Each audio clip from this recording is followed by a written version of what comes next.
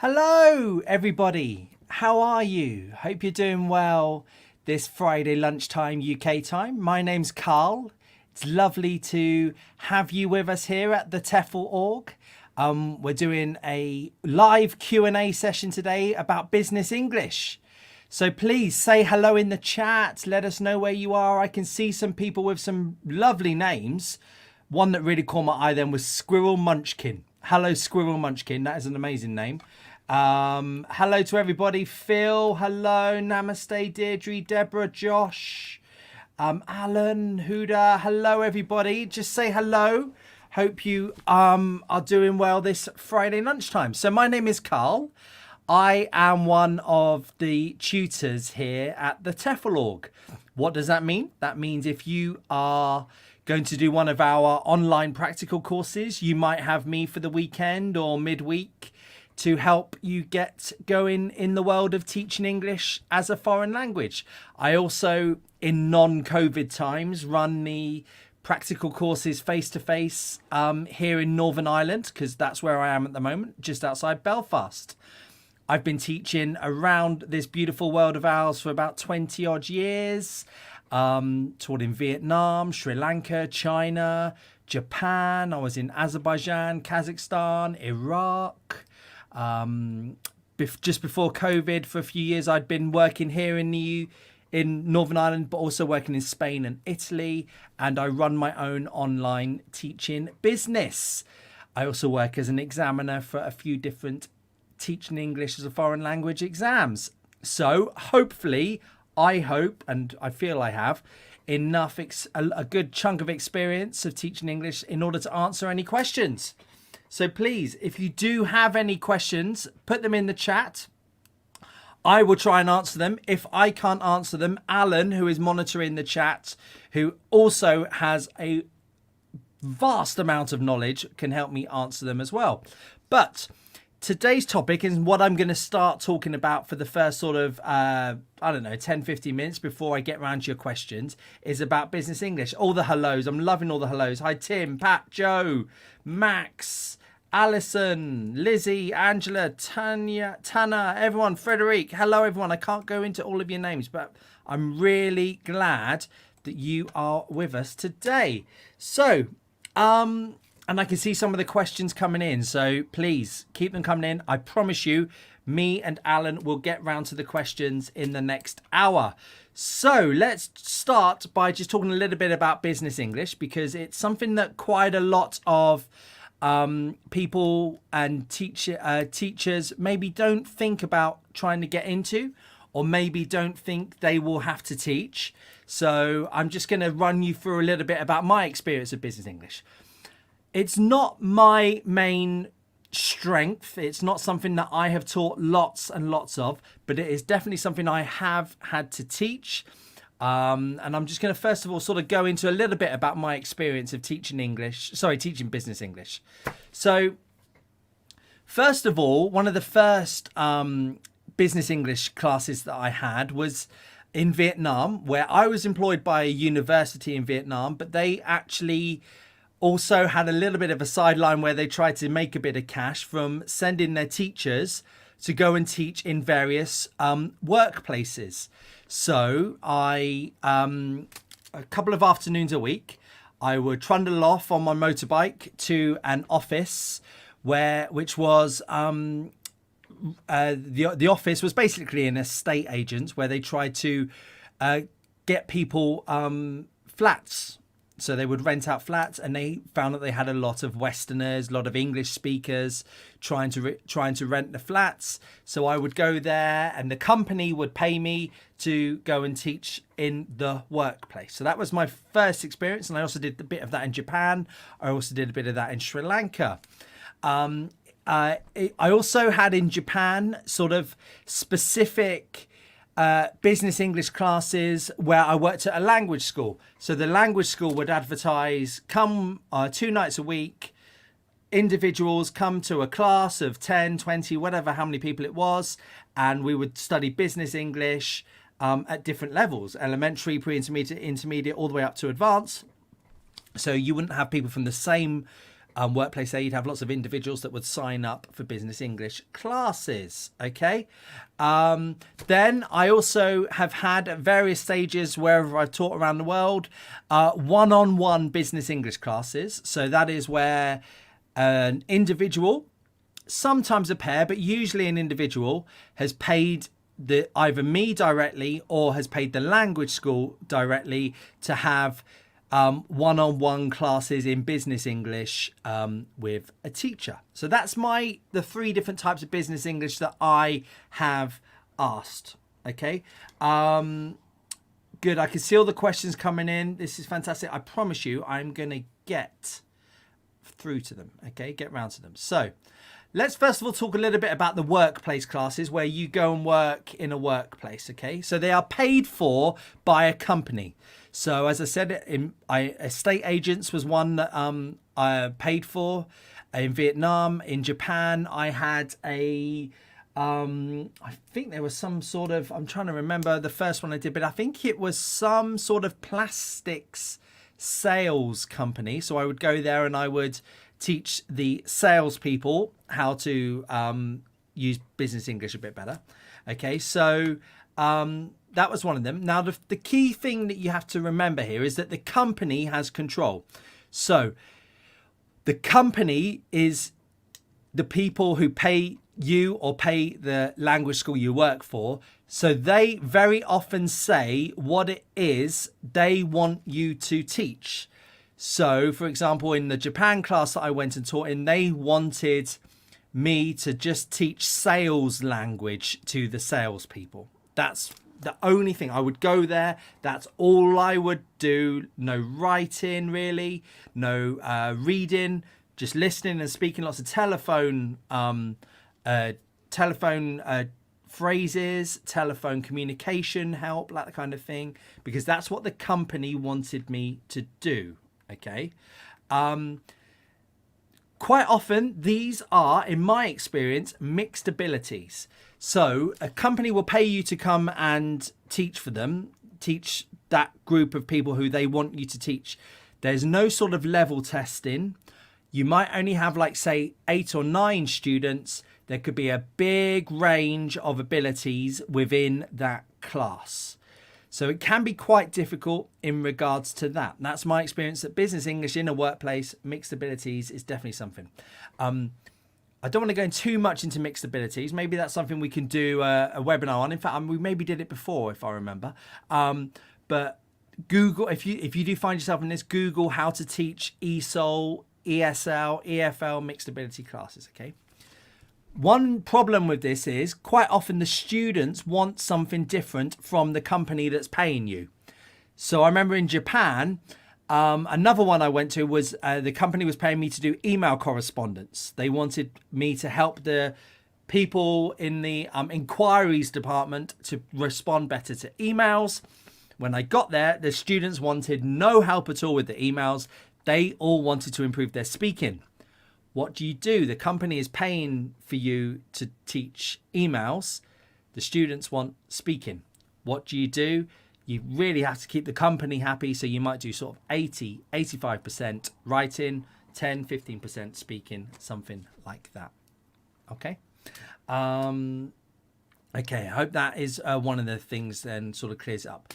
Another type of English, business English that I've taught is where you've had open to all classes. So the language school would advertise anybody from any different industry could come and pay to be in that class. Okay, so often it's at a language school. They are sometimes, in my experience, specialized classes with quite a narrow focus. So you might have an open to all class where anyone can pay, but it might be a class just on presentation English, for example, if business people are going to make presentations. So you would maybe do a 4, 5, or even a 10-week term just where you're only doing presentation English. I've also done one with like small talk at a conference English. I've also done one on Business English listening. So for people that want to who want to just improve their business English listening. So sometimes they can be quite specialized classes with a very narrow focus, but they can also be general business English where you teach a bit of listening, a bit of reading, a bit of writing, a bit of speaking, lots of vocabulary, that kind of thing. General business English is also something that I've taught there. Okay. Another type of another type of class is the BULAT class, BULATS. You can Google that if you want more information, where students want to pass a business English business English exam, and they come to you in order to pass that BULATS exam. Bit like an IELTS exam, bit like a Trinity exam, bit like whatever test it is, but a specialized one just in business English. So the problem with these sort of classes is they can sometimes have mixed needs. So one student might only be able to afford to come to the open to all classes. They can't afford to pay for the one-on-one classes. They just want lots of help with their writing, whereas another student in the same boat might want lots of help with their speaking. So you might find that within an open to all language school, different students want different things from you and from the materials that you are teaching, which can be a bit difficult, but also can be a good challenge for you to do. Okay. Good. Right. So another one is one-on-one teaching. So this is often in my experience, and I still get students now contacting me for online one-on-one business English. It can be really, really specialized. So it could be that they come to you and say, Carl, I want to improve my Facebook updates for my business. Something like that. It could be, Carl, I want to improve my Facebook messaging, for example. It can be, Carl, I want to be able to sell my products at a trade show that I'm going to in Bangkok in a couple of weeks. Whatever it might be, okay? It can be very, very, very specialized. They just want that very narrow focus. And you quite often do not see for an extended period. So you might just have them for 2, 3, 4 lessons, then that's it. Very rare that you would see a one-on-one student for a long period of time. So they might come to you and say, look, I just want to be able to do this.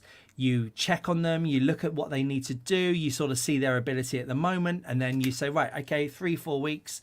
Or they say to you, in 2 weeks, I'm doing this.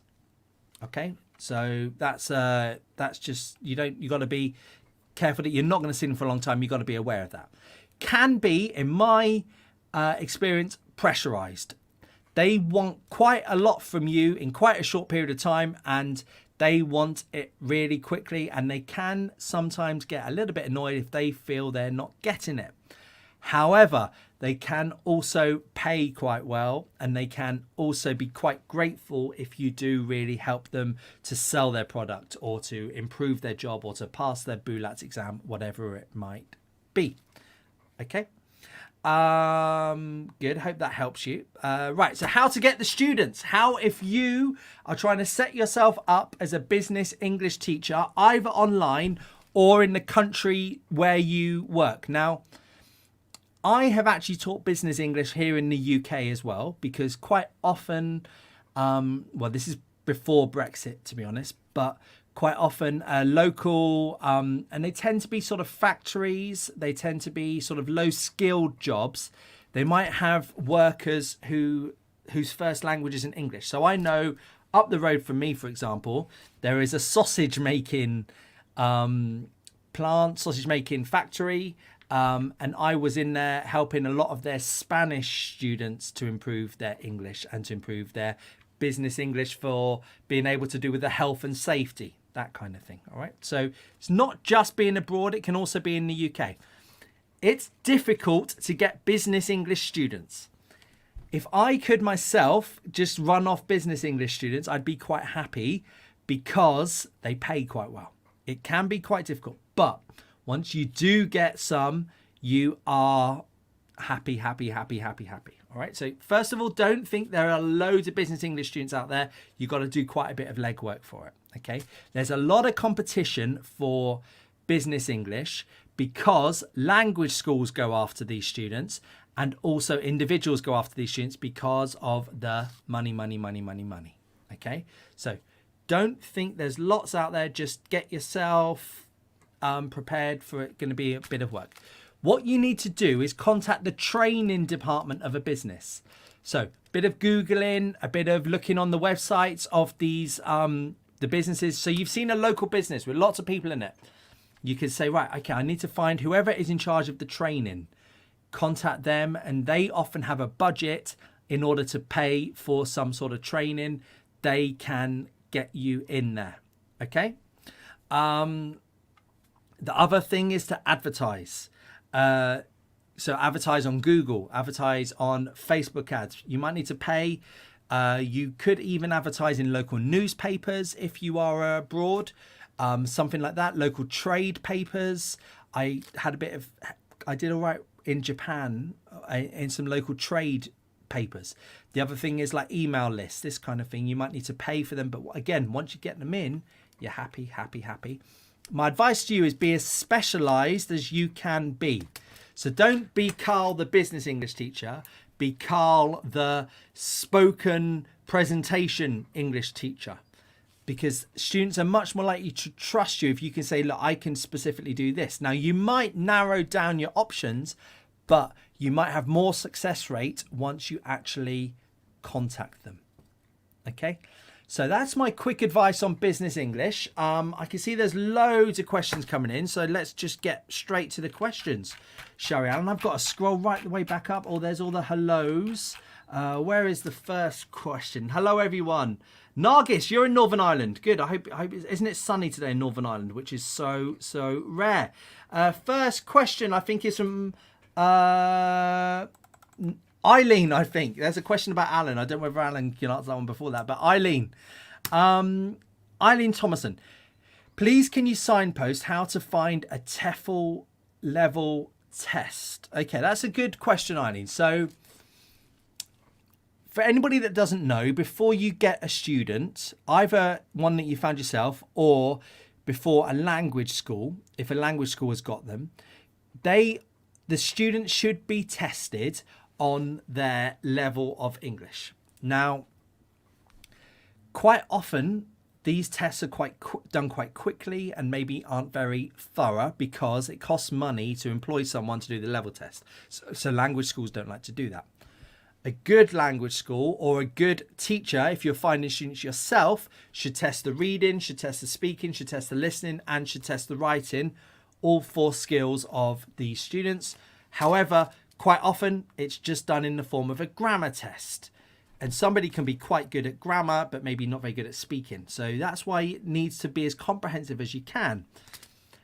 I use a level test that I found on the Macmillan English website, if I remember correctly, which I then adapted to my own purposes. And it's important that you do adapt it to your purposes. So if you're going to be a business English teacher, you've got to throw in some business vocabulary questions. If you're good, and it's pointless giving a business English student a writing task about, can you describe your house? Because when are they going to do that in a business English class? A business English student would be better at, can you write an email selling your products? And then you grade their grammar, blah, blah, blah, blah, blah. Eileen, so try and find one specific to whatever type of English it is you're teaching, is my first advice. Secondly, in speaking I think is the key. Myself, I think if you've got someone speaking, then you'll be able to have a good knowledge. Start with easy questions and just think of easy elementary questions. What are your hobbies? Where do you live? Can you describe your best friend? You get them more difficult, go through to like the intermediate questions, something like, if you won $1 million, what would you do? If you could change your job, what would you be? All this kind of thing, maybe a few conditionals, right through to more advanced ones, sort of, how do you feel about Brexit? How do you feel about the local government? Is there something you would change in the democracy? Blah, blah, blah. Again, culturally specific ones, get them more difficult. And as soon as, and you have this list in front of you from easy to more difficult.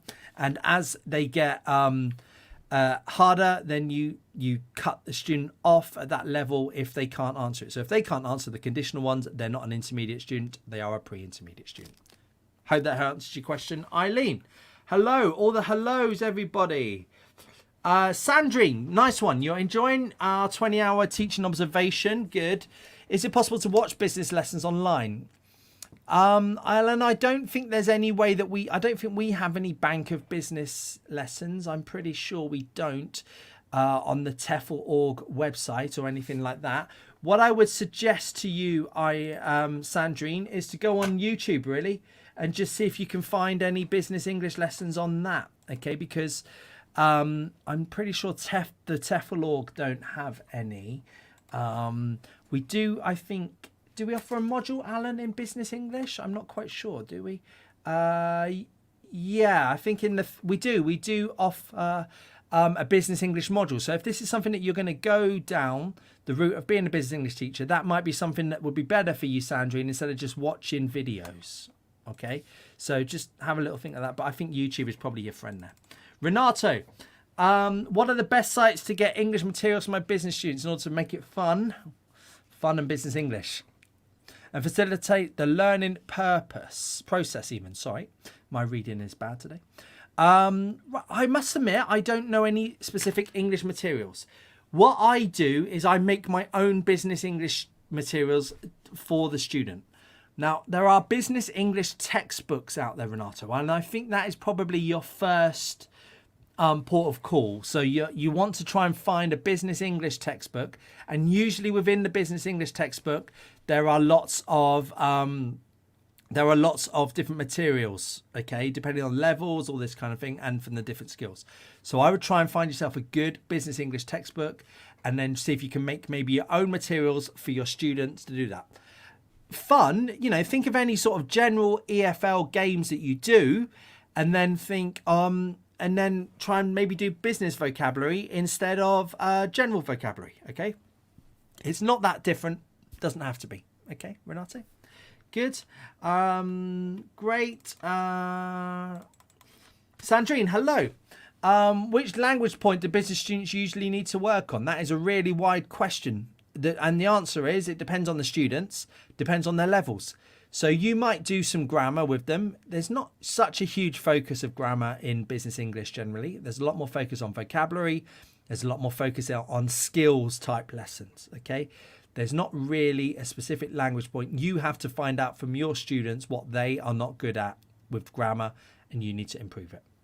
Okay, good. Learning in Edinburgh. I wish I was in Edinburgh learning.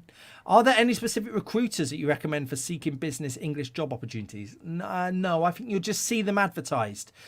Quite often, language schools around the world, when you go and work for a school, will have business English students that you'll find there. And quite often if you're going to go work abroad, you will find that your language school has business English classes, and that's how you do it. You do sometimes see adverts for specific business English teachers, but not often. It's not usually a full-time job. It's usually a few hours within a full-time contract somewhere. Right. Alan, hello. Are there any firms that specialise? Thank you for doing the American and the... Alan, you look a bit scary with your sword there. In aviation English. You're a retired airline pilot. Wow. Short answer is... no, I've never seen any firms. There used to be a job that was run for years and years and years and years by the Saudi Arabian, well, it wouldn't be the Royal, I don't know if it's the Royal Air Force. It would be the Royal Air Force in Saudi Arabia, I think. Anyway, the Saudi Arabian Air Force, where they were looking for specialised aviation aviation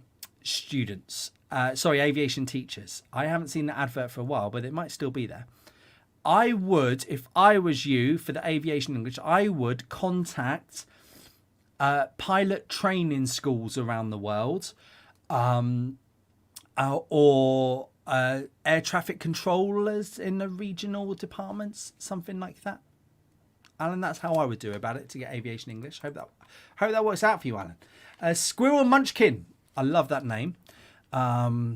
And thank you very much for just brightening up my day with that name. Can you charge more for a business English student? Generally, yes, you can. And the reason why you can is because they generally have quite a specialised target that they want to get in a certain amount of time, usually a short period of time, and they are willing to pay more to get that. Very often, classes where there is a very specific target, and that target will improve their life somehow, make them richer generally, because people think that being rich equals being happy. you can charge more for. So exam classes, business English classes, that kind of thing. All right. Hem, hello.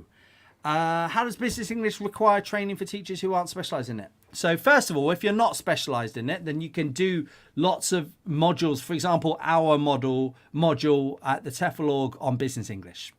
Okay, so if you're not specialised but you want to get into it, that is something that you can do on our website.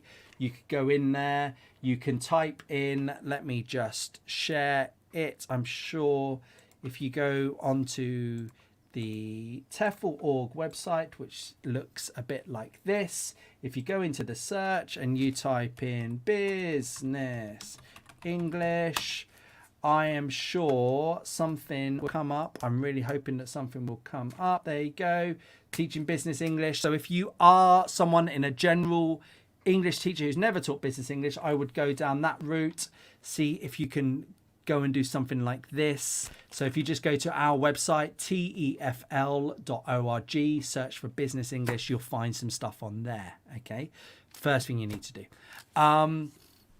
Second thing is teach yourself.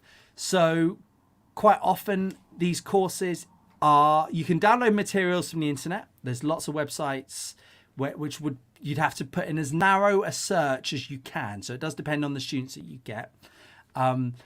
Or you can try and, as I said earlier, try and find some textbooks and sort of teach yourself what kind of vocabulary, what kind of skills are needed, that kind of thing. All right. Hello, the hellos are still there. I'm still at the hellos. Namaste. Is there a strong demand for business English teachers? That's a good question. Everywhere I've ever worked, everywhere I've ever worked, I have taught business English. Wherever I am around the world.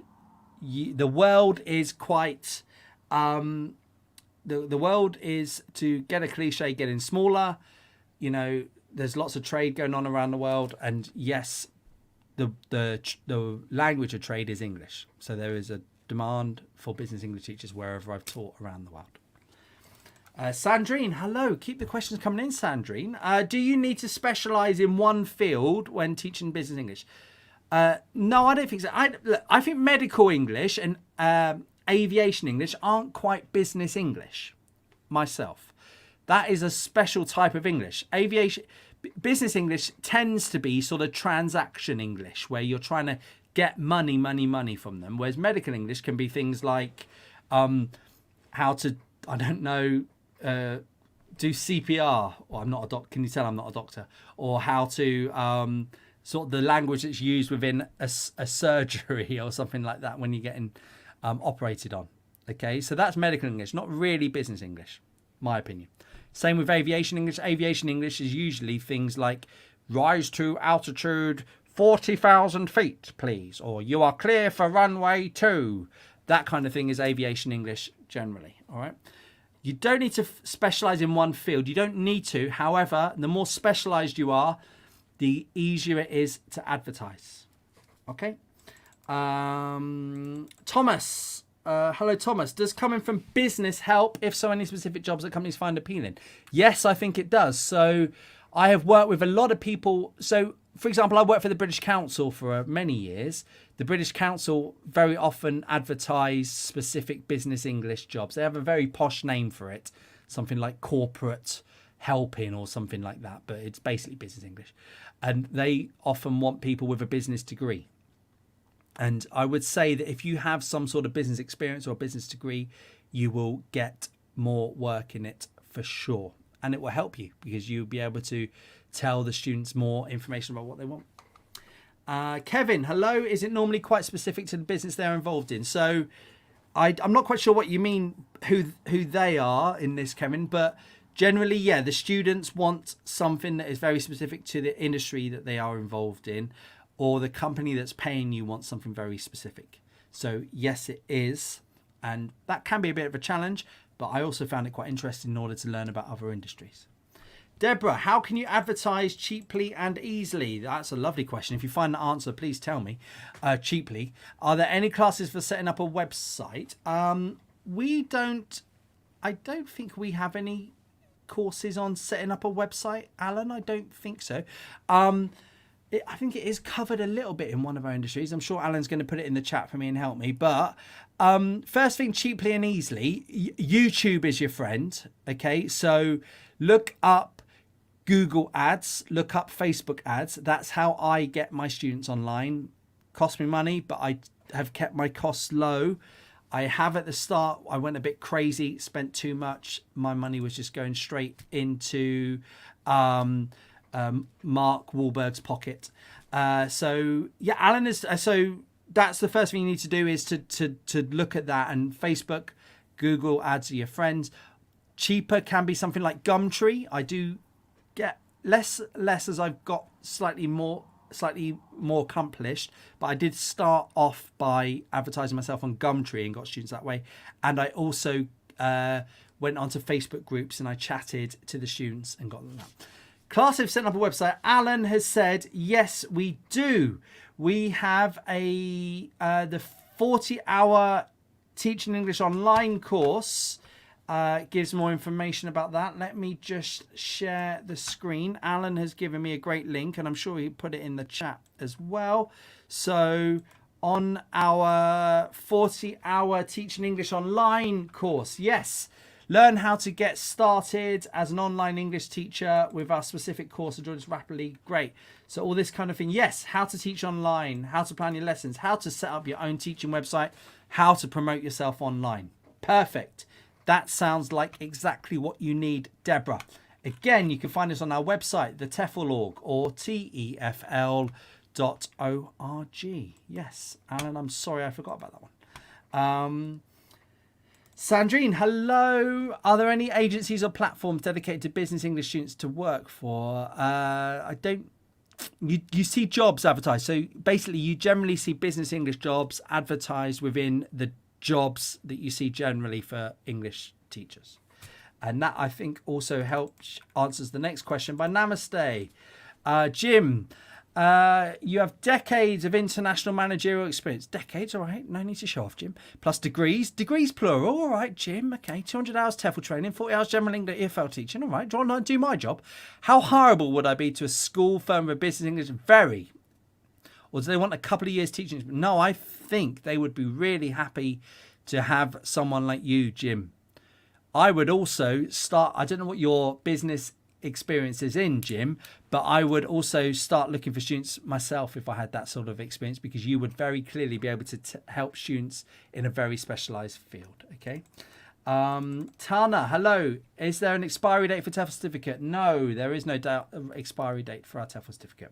Ben, does business English include academic English? No, that is a separate field. English for academic purposes is a separate field. However, within English for academic purposes, there is English for scientific purposes, English for business, academic business purposes, academic science. So basically writing essays about business English or writing essays about scientific English. So within EAP, there are lots of different fields. Okay, but again, it's separate. Namaste. To be able to support Bulats, would you need to do additional courses to be able to do this? No, you don't need to, but you would need to teach yourself about the course and how to improve it and how to get the students through it. Okay. Frederic, this is a totally new one to me. What are your tips to prepare for a piplet test? I don't know what a piplet test is. I've got no idea what a piplet test is. I'm going to have to Google it. You know, this is the thing. In English, it's changing all the same. I have no idea. Good. Namaste. With business clients, are you likely to be paid for the preparation work? Not in my experience. Very often in pretty much all language school jobs, the hourly rate includes marking and the hourly rate includes prep. If you see a job where they pay you extra for prep, they might advertise, look, you get paid for your preparation time, then you're probably, I'm guessing, the hourly rate for the main lesson is down. Okay. Good. Let me keep going on. No, it's just jumped. Let me see. Thanks for those links there, Alan. Very helpful. Claudia, when you do that, teach people for production sites and such stuff, what grammar do you focus? Okay. Right. So what I would do if I was you, I would, Claudia, Google CEFR, which is the Common European Framework Reference. And within that, you can see different levels for languages, and it will tell you what a student at A1 can do. So quite often at A1 level, it is still quite simple. Things like past simple, present continuous, that kind of thing. Or the other thing I would do if I was you, Claudia, is I would look up an A1 level textbook and see what grammar points they teach in that A1 level textbook. And that is generally the ones you need to do. Okay, you will find that it's quite often in these textbooks for grammar, there's only so many grammar points in English and in a language. And quite often what you find is every textbook starts with past simple or present simple, but it could be a more complicated form of present simple or a more complicated form of past simple. So I would look that up in textbooks. I think textbooks are probably your friend there, Claudio, if not the CEFR. Alex, hello. How do you combat companies' unrealistic expectations, especially if they decide not to pay you? Right, okay. So I hope you haven't had experience of them not paying you. I quite often ask for... Right, so it depends. If you're going to go down the route yourself of finding your own students, then I would write something into the contract where you get 50% before, 50% at the end, that kind of thing. I would, if you work for a language school, it's not such a problem. That's their situation as the manager there, okay? Right, what I would do is very clearly have some work at the start where you could show that this is them at the start, and then at the end you do another test at the end to show how they have improved, either a spoken test or a reading test or whatever it is, so you can show progression through some sort of testing. Okay, and the other thing as well is I would very clearly go, like, if you've got 10 lessons with them, after 3 lessons, 4 lessons, I would check with someone to check that they're happy and that they're going on. Because what you don't want at the end of the 10 weeks is for them to say, well, you didn't do this. Whereas if you've done it after 3 weeks or after 6 weeks, and then again after 6 weeks, you'll be able to check what they are, okay, and how good they are. And then you've got some protection to yourself. Alison, is there any demand for medical English? I would Google OET exam. OET exam, which is a test in medical English. You will find that there is, yes, quite a big demand for medical English. Andrews, or Jonathan, I'm guessing you are. Do you have a business background in order to teach business English? Nope. In drama, lovely. Presentation skills? No, I think it's, the key thing is to have your qualification, your TEFL qualification, and then on top of that, do a business English module if that's something you want to do. And then you can, and then I think you'll find that just generally your English teaching skills help you get through. All right. Yes, presentation skills is a big part of business English, and that is something that you could definitely help with in terms of body language, in terms of being able to get your voice out there slightly more loudly. JM, mixed ability classes. I could go on a massive tangent about mixed ability classes. Maybe we'll do that another day. Or I think we maybe covered it before, if I think a few weeks back. I can't remember.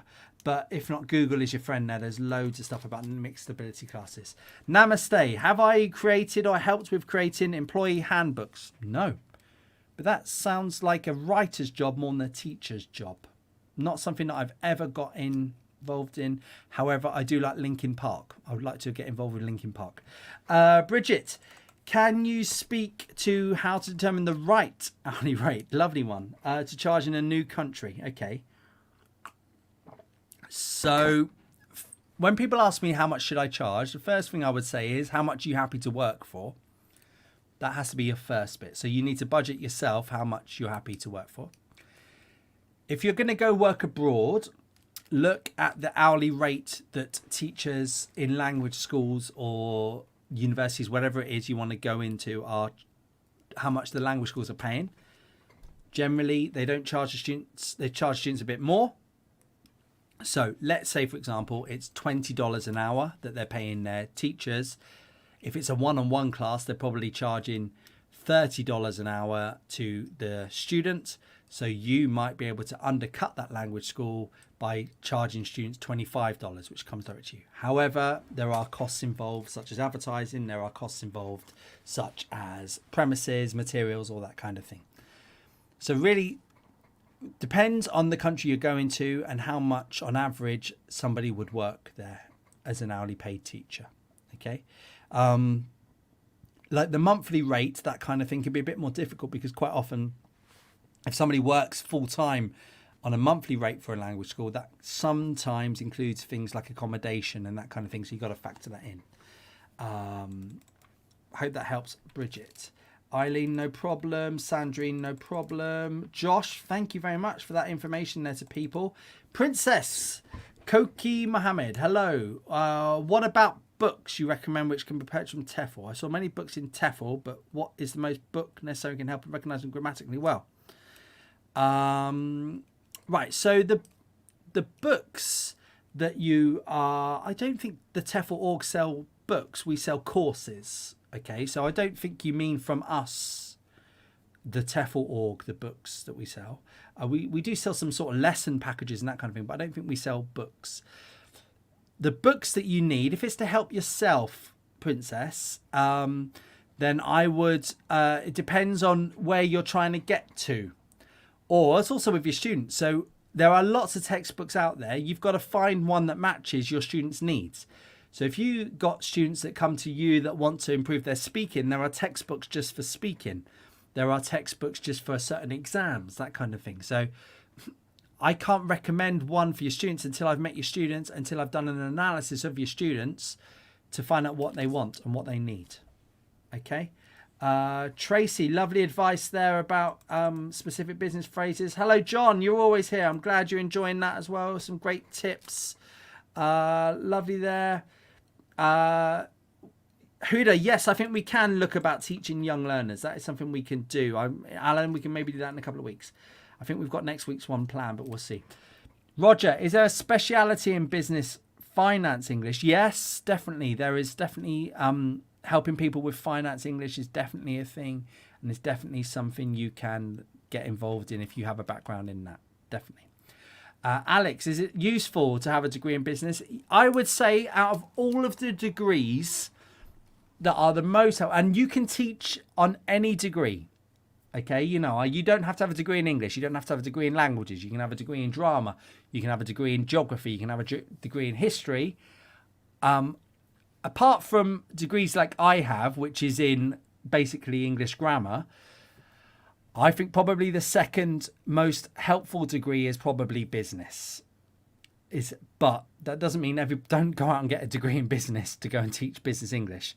You're much better off having a degree in whatever you're happy to do in, and then do a teaching English as a foreign language qualification like our 120-hour course, which we have a 50% discount on at the moment. If you are thinking of getting into TEFL, go on to tefl.org. We have a good discount on our courses. And then on top of that, you can add a business English module. Okay. Claudia, I've answered that question, I think. Good. Natalia, hello. You mentioned they pay good money for teaching business English. How much more do we need to charge compared to general English? I would say business English, you could probably make £25 an hour, you know, up to £30 an hour. So quite often, if you get a student that comes to you with quite a specialised need for business English, you can sort of think, and they'll sort of say to you, I need to have it in 4 weeks, or I need to have it in 6 weeks, or I need to have it in 2 weeks. You can bump the price up a little bit because there is more demand and it's more needed. Okay. There is no real grammar part in business. There's no sort of, what you need to do is sort of, quite often it's phrases with business English. So you're looking at teaching phrases for negotiation, phrases to answer emails, phrases to handle complaints, whatever it might be. Okay. Good. Eman, hello. You want to ask about a master's in English language? If TEFL can provide us with that. We don't offer a master's, like a full MA or MSc in teaching English. What we do offer is an advanced teaching English course. And if you have got the time and you feel like you really want to get into teaching English for quite a long period of time, you could do something like our advanced course, if that's for you, Eman, okay? Nikki, is that a question? I think that's just telling information. Lovely, lots of chat amongst yourselves. Great, that's good. I'm looking for question marks. Martin, what is a good hourly rate for business English teaching? Depends where you are in the world. Depends how much you're happy to learn from. How much you're happy to work from.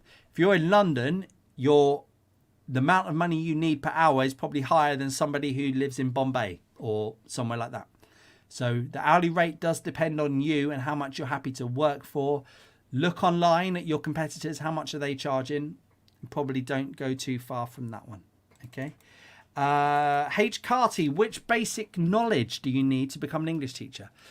So if you guys have no idea on how to become an English teacher, but you have quite a good level of English, then you definitely need to do something like one of our courses. Okay, so this is something that you need to do because quite often schools want somebody who can show that they have a qualification, and that has to generally be a 120-hour qualification. So, H. Carty, if you are looking to become an English teacher, go to TEFL.org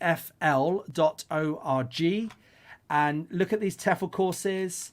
If you're new to TEFL, you click on that, give you some information. You can view our classes.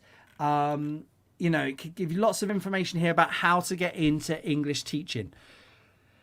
What you need to do is look for a course that will offer a 120-hour accredited course. So this is a course that is tested by outside companies to make sure that it hits a good level of understanding and a good level of teaching. The teaching's good, the videos are good, that kind of thing. And then you get yourself a course like that. We've got a discount going on at the moment. Okay. Lovely. Michael, is there an exam for maritime English? Oh, no idea. No one's ever asked me that, Michael. Sorry, you might have to Google that one. Joe, yes. Having a business degree helps in business English, blah, blah, blah. With an English degree and experience, yes, definitely experience in sales and hospitality. Put that on your CV. Even if you're not going for a business English job, if you're going for a normal general English job, then put your sales experience and the hospitality experience down, because you're customer facing, you're chatting to each other. This is a bit like teaching in terms of dealing with the public. So it's definitely something that if somebody doesn't have much English teaching experience, that people look for. Good. I'm glad that was helpful. Alex. Squirrel's back again. What method is best for charging students? Is it bank transfers for UK students in UK? Yes, that's how I do it, Squirrel. So if they're in the UK, I get them to pay the money straight into my account. If they're abroad, I get to go through PayPal. However, what you need to think about is the students that you are teaching, where are they in the world? So some countries don't allow PayPal. So I'm very, very flexible in my payment methods. I don't stick to just one. Because I'm in the UK, quite often the UK accepts quite a few. So if I get a Chinese student applying to me, wanting lessons, I say, okay, what is the best way for you to pay? They will say this maybe website that you've never heard of. You use that, and quite often you can get the money that way.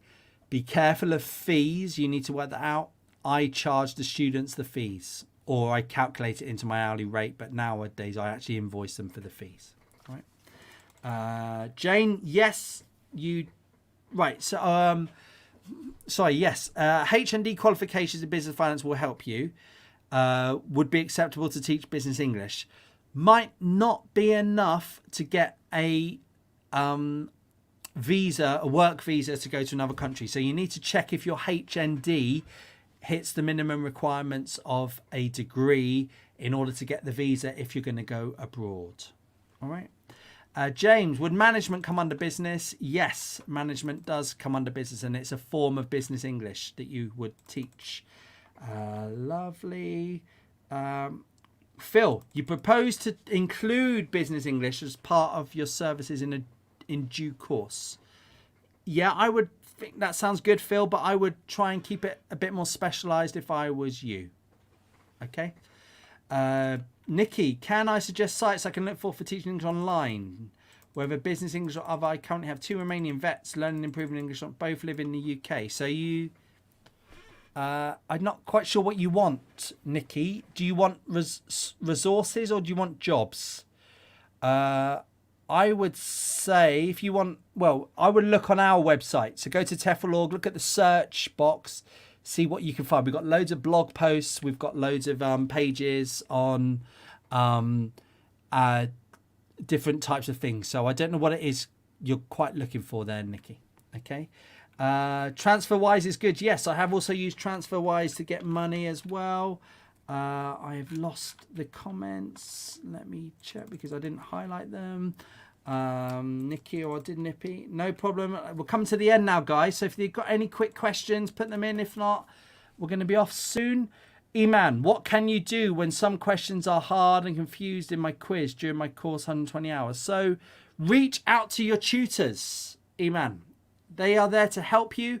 On Facebook, we have some TEFL. If it's our courses that you're doing, we have a TEFL Org group where people can chat. Really helpful. I get involved in it sometimes. Answer your questions. Laura, hi. Your classroom course has been cancelled due to COVID. You know that you're going to take a virtual course. You'll get both. You'll get the normal certificate. I think, Laura. You know, contact the office, info@tefl.org. They'll be able to help you. Okay. Sorry, Tan, did I not see your question? What about non-native speakers? Most of the companies and schools are demanding only native speakers. So is this generally for work? What you need to, right, a couple of things. If you're wanting to work online, what I would do is on our website, we have jobs which highlight whether non-native speakers can apply. I would also think about maybe just generally applying to all. Okay, you'd be surprised how sometimes a non-native speaker will get a job at a school where they are allowing, where they say non-native speakers, if that makes sense, Dana. You know, schools, if your application is good, grammar mistakes are hardly any, that kind of thing, you know, they might take you on as a native speaker.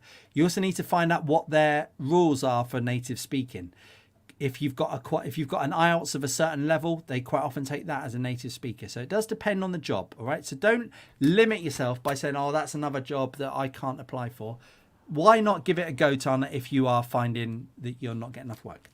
Secondly, I would look at schools in the country where your first language is. So, for example, if you are Polish and you think you're not getting work, look at language schools in Poland. Maybe they will have online classes that you could teach, that kind of thing. All right. Secondly, set yourself up as an independent speaker, an independent teacher. Try and find students yourself through good advertising, through doing one of the courses like we said earlier, but also maybe look at low levels in your first language. Okay, good. Nikki, yes, you want more jobs, then look on our website, tefl.org.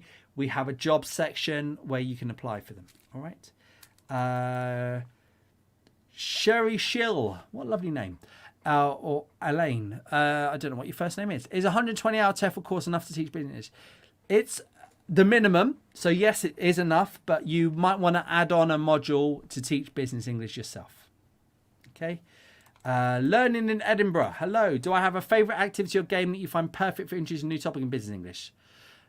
No, I think, you know, I quite often put a discussion question up there, or I quite often put a picture up, and that's my lead in quite quick, you know, a couple minutes. Games, business English, I'm not saying you can't play games with business English students, but they're not generally, in my experience, as open to games as other types of classes. Eman, if you put into Facebook TEFL Org group, you'll find it. Okay.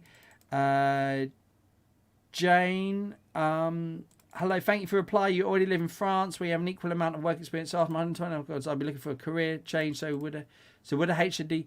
So if you already live in France and you want to teach in France, you've got your work visa for France. I don't think it matters if you've got a degree or not. No.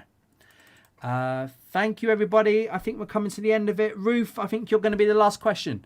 Can you advertise yourself both as a TEFL teacher and a TEFL teacher and a general TEFL teacher? Yes, you can. So what I would do is I would have 2 separate adverts myself. Okay, so I would have maybe a website for Ruth, the business English teacher, and Ruth, the general English teacher, if that's the route you want to go down. However, personally, I would just concentrate on one if I was you, to reduce your prep time and to help you with your advertising. Good. Lots of questions about jobs. I can see lots of questions about jobs. I'm just going to quickly, before I go, share our website again. So this is our website, TEFL.org. If you go into that, that's all you need to type in, TEFL.org. In the middle at the top there, we've got TEFL jobs. Click on that. It will take you to lots of information there. You can search by country, you can search by keywords, all this kind of thing. You know, the jobs are all listed at the bottom here. So that is the first thing I would go for. If you also at the top type in jobs into the search box, you'll be able to find information about that kind of thing. Yeah, where to find TEFL jobs. So I would start on our website. Everybody asking about jobs. Okay. Thank you, everybody. I'm sorry we're running out of time. Hope you have enjoyed this webinar. Thank you very much for tuning in. Business English is an interesting type of English to teach. I found like I learned quite a lot about the world from teaching English. Okay, you learn a lot about the cultures, that kind of thing. But it can be tricky at times. It can also be a little bit pressurized, but can be a bit more lucrative economically. Okay, so look, thank you everybody for tuning in. Thank you for those questions. They were fantastic. If you do have any more questions for us, put in the comments. The best way to contact us is through the website. We've got a chat with us box. You can type in that. Someone will answer it straight away, or they'll get back to you if it's outside office hours. Or on our Facebook page, you can send us a direct message. If you want to send me a question, you can send a question through that, and TEFL Org admin team will pass it on to me, the marketing team, that kind of thing. Thank you, guys. Yeah, do all that stuff, like us, subscribe, all that kind of thing. Thank you. Have a nice weekend. Bye-bye.